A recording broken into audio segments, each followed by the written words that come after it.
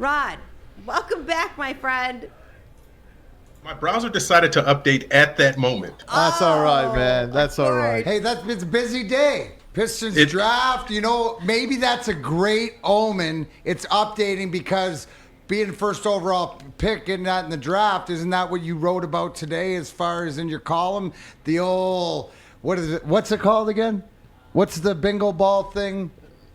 You said the lottery? Yeah, what's the program on the computer that you can do the Tankathon. Jesus, looking at me like I got 6 heads and you just said it. Hey, put Rod's Tankathon up, the latest one. And who's that number one? Cade Cunningham. Detroit Pistons and Cade Cunningham. I'm not doing any more. I'm not doing any more Tankathons. That is it. That sticks. We'll just let it go with that. How many times did the Pistons win it on your Tankathons? A few times, and I mean it's just a thing that sometimes they're going to win it, sometimes they're not, and all that matters is the one that they do tonight. And I asked you earlier today on the text, how many times have the Pistons moved up in the draft? Never. They have never moved up with their own pick. The one time they did move up was Darko, and we're not even going to talk about that. No, we're not. You're not supposed to say that word on draft day, bro. You can't say both names. You can't say his last name, but you can say one. Okay. It's like Beetlejuice. I was gonna say, yeah, or all the. But other isn't ones, Beetlejuice? He's got. You have to say it three. You have to say it three times, though. Right. But what is your You've been around this team, obviously, with everything Troy Weaver's done and stuff. And what I really liked what you said is, pretty much first 4 picks are pretty much, you know where you're going. But if you stay down 5 or 6, what's Troy Weaver going to do? What do you have a vibe on maybe what you think they're gonna get? Do you think they're going to move up at all in your heart of hearts? I think it's, in my heart of hearts, I say 1 or 2. I really feel like it's going to be 1 or 2. And that could be nothing. It could be whatever I had for breakfast. But I think it is going to be the year that they finally break through and they get to 1 or 2 because it fits the rebuild and everything else. And so many other teams, this playoffs whole sequence is different. Maybe this draft is going to be different too. You got Ben Wallace against Hakeem Olajuwon, the 2 legends for the 1-2 pick. I swear to God, they better freaking be 1-2. I won't be able to handle it. If another team came up out of the blue like the Rangers did against the Red Wings, an actual playoff team. Yeah, the last few years it's been pretty close to what it's supposed to be, to chalk, where the teams with the worst records have gotten either the first pick or somewhere close to that. In the past, like 5 or 7 years, there have been a few that have jumped up and gotten a little bit higher than they should have. But again, there's never been, or actually there's been one number 2 team that's jumped up to number 1, and that was Allen Iverson and the Sixers. So it just doesn't happen very often at all that a team goes from 2 to 1. Pistons have picked twice as number 1. They picked Jimmy. How could I forget the guy's name? I know Jimmy. Jimmy Walker. Jimmy Walker in '67. Jalen's dad. That's right. Isn't that something? Jimmy Walker in '67. In 1970, they get the Dauber. They get Bob Lanier from St. Bonaventure. That's it. They're only 2 number 1 picks. Oh, 3 tonight. We'll go with 3 tonight. How about one of the questions I got for you is obviously Sadiq Bey, first team all rookie, Isaiah Stewart, second team all rookie. To me, that's sort of wow. Being around and seeing all the moves and the guys that have been brought in, guys that have left on this team, is that a bigger?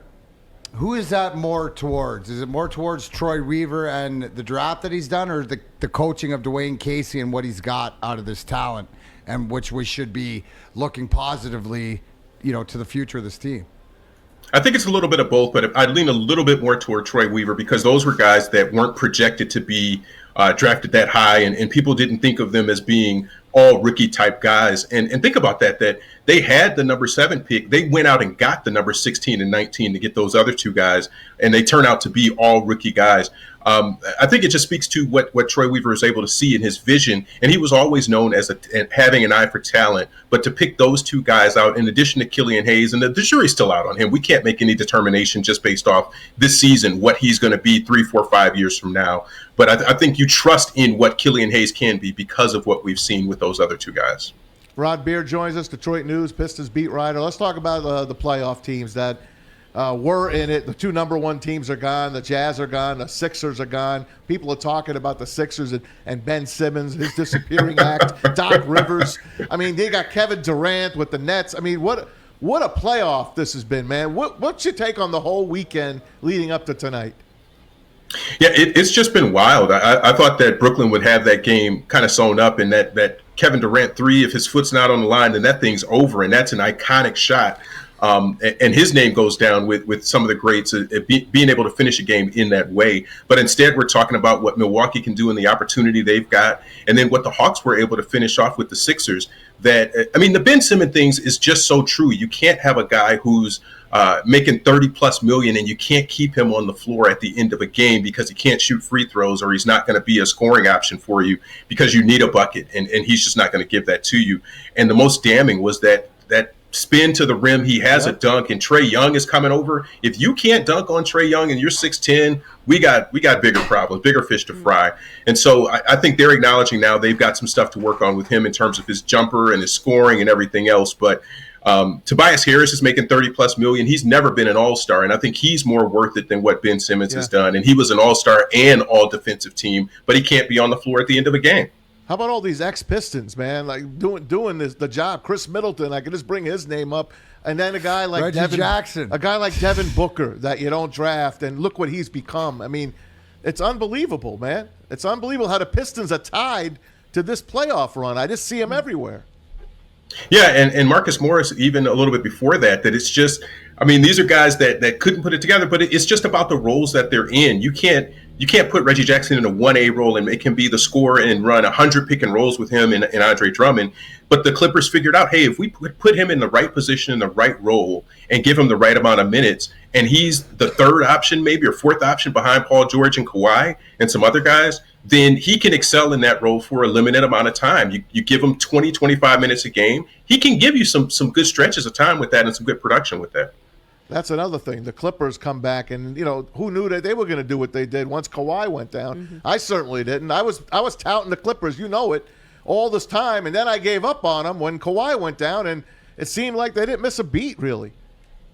Yeah, and to be able to do it with just kind of their secondary guys, and for Paul George, they answered a lot of questions. That's been the knock on Paul George, that he wasn't able to come through in those big situations. He wasn't playoff P, he was pandemic P. And for Reggie Jackson to come through, he had just kind of been left for dead. That after he left the Pistons, it was just sort of, if he signs another contract, everybody's going to be amazed. Well, he's on a minimum contract, and you can see what he's doing and producing far above that level. And Marcus Morris just has never been paid what he's been worth in the league, and he's showing that he can be a good two-way guy too. So the Clippers are a fun story in all of this, but I've said before that I like the Suns all the way through, and I like what Chris Paul brought to them. He didn't even play, but Devin Booker showed what he has. I mean, this is a different type of playoff series to watch, and this whole postseason has been different, and I'm happy about it. I don't want to see LeBron and AD again. I don't want to see the same old teams make it every year. I want to see a Devin Booker have his time in the sun. I want to see Reggie Jackson have his time in the sun. Whatever it is, Giannis, if it's going to be him, whoever, as long as it's something a little bit different, it's fun. Who does Rod Beard have going to the NBA Finals, and who does he have winning? I'm going to stick with Phoenix because I started there early in the playoffs. I'm going to stick with Phoenix, and I'm going to say Milwaukee, and that's just going to be a titanic NBA Finals. It's not going to register on the fan meters and the NBA interest meters, but I think it's going to be an intriguing series to watch. Are you guys going to get a chance to talk to Ben Wallace tonight? Yeah, we're hoping to, and just his making it in the Hall of Fame and being there to represent the Pistons tonight, I think is going to be just really good stuff, and hopefully he'll have some future with the team too. He owned part of the G League team, but we'll see what that does going forward. All right, Rod, we'll chat with you tomorrow when you get the number one pick. All right. Here's what I was going to say. Pilar, you don't have to put up with this. You really don't. You have other options. They have been hoping and praying to have somebody like you come along, and you get here, and this is the treatment that you get. You don't have to take this. You're better than that. Rod, man, that's it. Hey, she's getting the full mass treatment. I'm just trying to put the I'll be damned. Fires out. I got a extinguisher over here for half the day. You don't even know. Thanks for coming Rod. in and giving us some knowledge, Rod. Yeah. Anytime, guys. Hey, that invitation for Monday, forget about it. That's not Right true. here. That's okay. That's Right okay. here. That's okay. That Right here. still I stands. changed my mind. Hey, No, we want you on Monday. Hey, Rob, All right. wait, before we ahead. let you go, it's a big night for everybody. It's draft night. We're gonna be having a big watch party here. It starts at 8 on our network. Do you think that there's gonna be any dramatic events? Do you think somebody's gonna make a real big bonehead move? Like, is there a No, big I think move up? it's no, I think there's always a team or two that kind of jumps and you kind of say, well, whoa. But again, I think the Pistons are locked in that 1 or 2 spot. It's just what feels right to me and what I think is going to happen because they've had such bad luck all the way through. And this rebuild, it would give it a jump start if they're able to get that 1st or 2nd pick. Yeah. All right, my friend. Well, thanks so much for coming on. We always love to have you on. You have to say the best looking of the Beard Brothers. That's what you have to leave it off with. All right, the best looking of the Beard Yeah, Brothers. that's Why are it. That's they- what you leave it with.